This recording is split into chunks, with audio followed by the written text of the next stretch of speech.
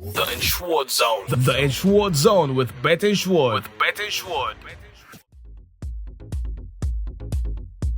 Of course, momentum is building for the 2025-2026 football season across Europe, and I tell you, in England, a lot of fans are excited about the potential signings and also the signings of some players.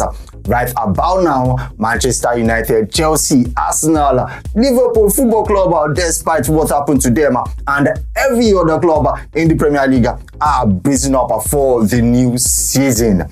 It's another wonderful edition of the Ensure Zone podcast brought to you by Bet Ensure, the biggest and the most reliable sport prediction platform you can ever find anywhere in the world. I am FM Karik, and the usual suspect, yes, as always, is beside me, Kaka. How are you doing today? I'm wonderful. I'm doing very well. How are you? Of course, I'm doing great. And now, Manchester United, the last time we were talking, we said that they aren't really doing what they ought to do. The players that are saying they want to leave, they couldn't get a place for them to go. But now, it seems that Rashford is already about to fulfill his dream of playing for FC Barcelona. On his way to Barcelona, Jadon Sancho also on his way out. And the confirmation of Bryan Mbeumo as a Manchester United player. Yeah, like we said the last time, we're certainly feeling a bit for the manager. Yeah, the preseason has started and a lot of them were left out, which shows that they were definitely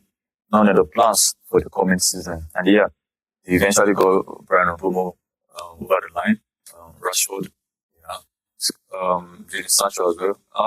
Looks like the likes of Antonio and Garnacho. Looks like just those ones left, and probably few signings, and I think Manchester United might just be ready to go for the new season. I think they've done quite well for the last week.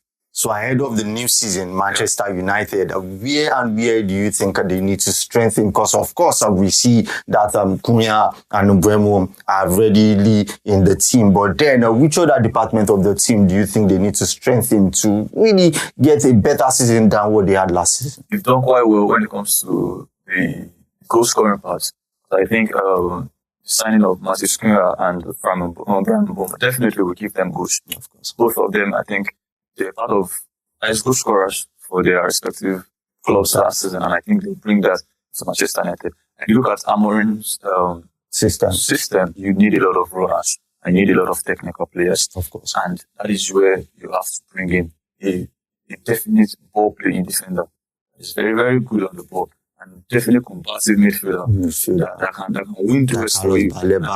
Exactly, the likes of Adam Watson, Carlos Baleba. I think that profile, he needs someone like that. And he needs I think they need a Van Dijk of their own. Of course. Yes, a passer from the defense. Exactly, and a leader from defense. So if Onana, if he does the basics right, I think he's a very good goalkeeper on his day.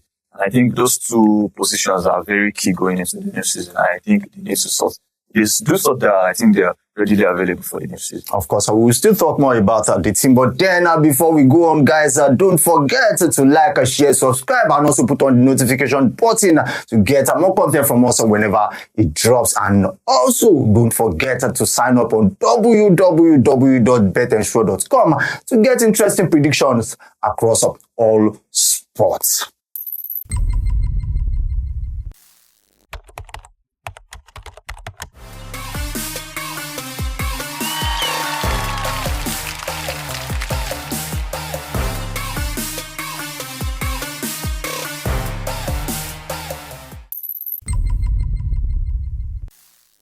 Back to business, and we are still on Manchester United. A lot of people are saying that they need a striker, a ball finisher, because they don't see Højlund or Zexi doing the job for the club this season. And Benjamin Sesko has been a name that has been linked with Manchester United.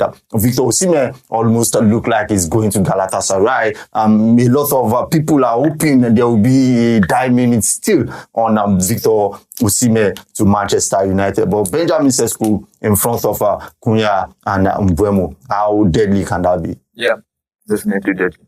You look at the likes of the two signings. I think it's a smart signing. The fact that they are accustomed to the Premier League is one thing I like about those two signings. I don't think they need time to adapt. But Benjamin Sesko, well, there's no concrete talks, but I think it would be a dream signing for Manchester United.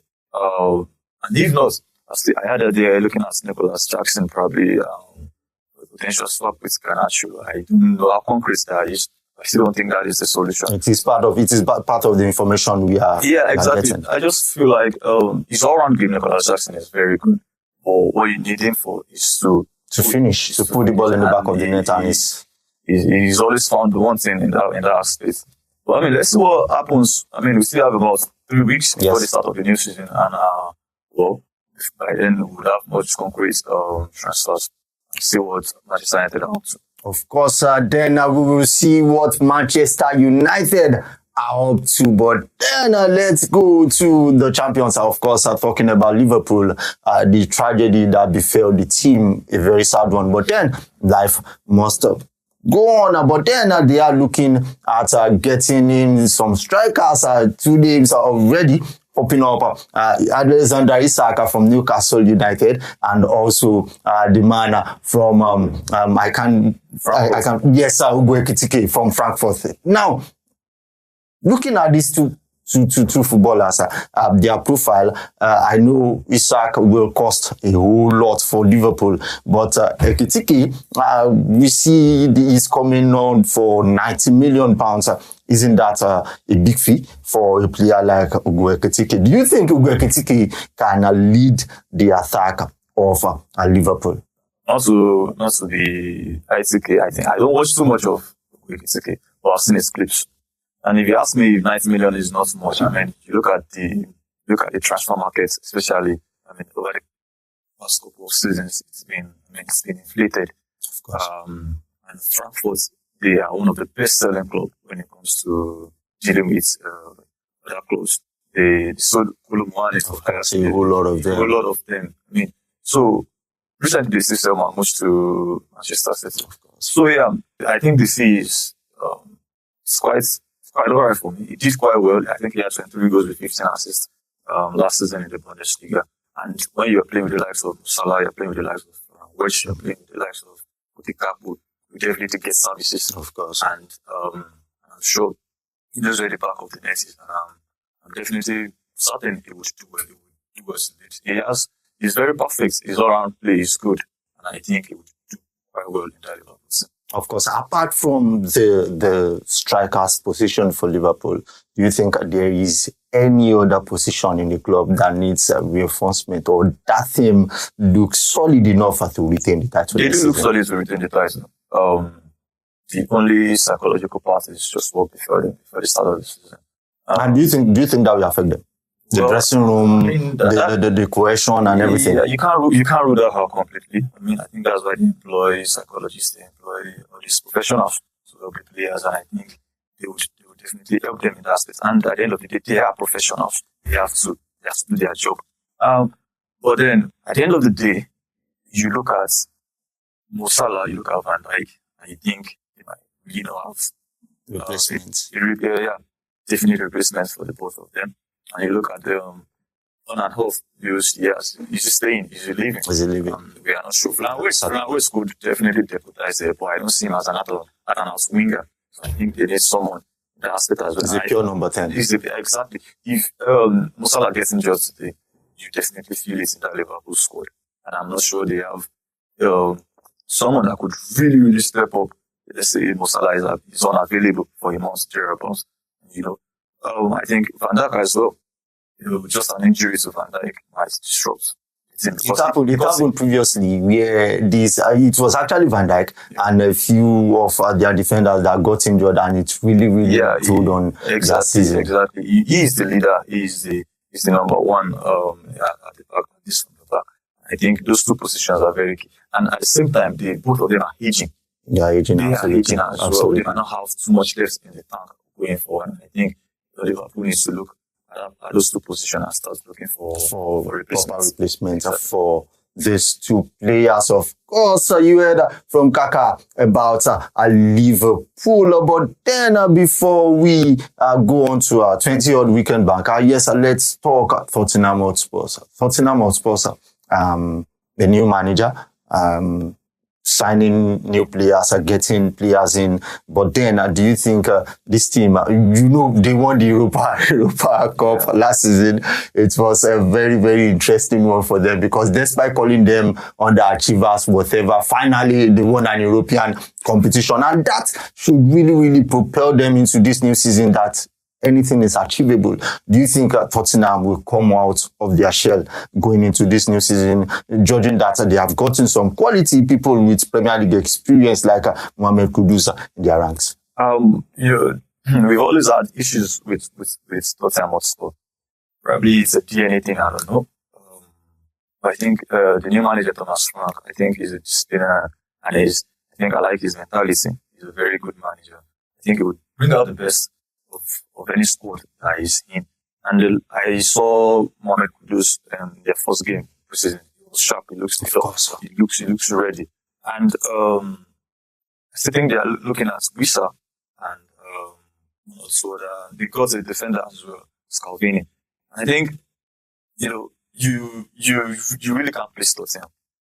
I love the fact that they did not allow their shambolic performance last season to retain Ange, because I thought they were really, really abysmal. I think the fact that despite him winning the trophy, he ought to go. I thought he had to go. It was that season was, if they had not won it, it would have been, finishing 17th, and coming into the new season, I still think they would do in the Champions League. I don't give them too much grace of probably the round of 16, and maybe in the league. I still think they will be around the top 6 because there will be a lot of matches for him to play next season. I think because it's his first season, let's just see what he has to offer. Let's see what he has to bring to the table. But I still think it is still the bare minimum. Still has to be probably top 6 and probably do well in the Champions League. And do well in the Champions League. Of course, guys, it's still the Ensure Zone podcast brought to you by Bet Ensure Now. To our 20-odd weekend banker specially created by our expert on 1xBet. Let's check it out.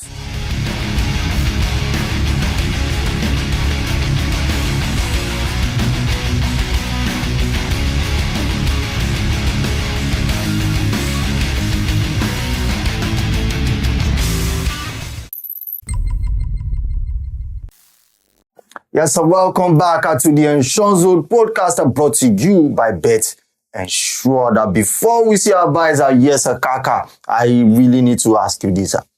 Marcus Rashford, like we said, is now a Barcelona player. But do you think Marcus Rashford will fit in to that Barcelona side? That is one. And the second one is for a player like that who really didn't do well for Manchester United last season. It was, before he was loaned out now to a Barcelona side that is also, a little bit shaky, but still stable. It's an upgrade for him anyway. But then, do you think he's the right player Barcelona needs? Do you think he will keep the dressing room stable? And what happened in Manchester won't happen right there at Barcelona? I'm a bit, I don't know a lot of stick that Marcus Rashford gets. I don't think they are football related. He's not shown to be someone that is disruptive to me. I don't think Marcus Rashford has been disruptive. And I think very well he would fit into the Barcelona team. They need a left winger so desperately, and I think he fits them quite well. I think it does make sense in all parts. There's no transfer fee. Although the salary might still be on the high, Barcelona has been finding it very difficult to register a lot of players. Despite the struggles of Barcelona, do you think they should be paying that high? Yeah, that's what a lot of people are saying. I mean, he was begging to go to Barcelona, and if he wants to take a pay cut, 20% pay cut does not cut it for me. I don't think that makes sense for a player that was willing. I mean, that was probably begging to come. But yeah, he's a top player honestly, and he did quite well at Aston Villa for the 6 months he spent there. And I think probably for all parties, probably Barcelona feels it would fit him quite well to the squad. And there's a 30 million by clause. Rashford honestly, he is a fantastic player, he's a top player. Aside the injuries, aside the off-field issues and all of that, I think he would. On a personal note, I think he would fit him well and he would deliver for Barcelona. But the financial aspect it still doesn't make sense to me. So the financial aspect, like Kaka said, that still doesn't make sense. Guys, this is where we'll be seeing our Baiza on the podcaster for this weekend. And of course, next week, we will make a return. A big thank you to Kaka for making it here. Yeah, thanks for having me. It's my pleasure. Of course, I am FM Karika, and I want to say to you again, right here on the Ensure Zone podcaster, we don't just predict the future, we ensure it. Bye for now.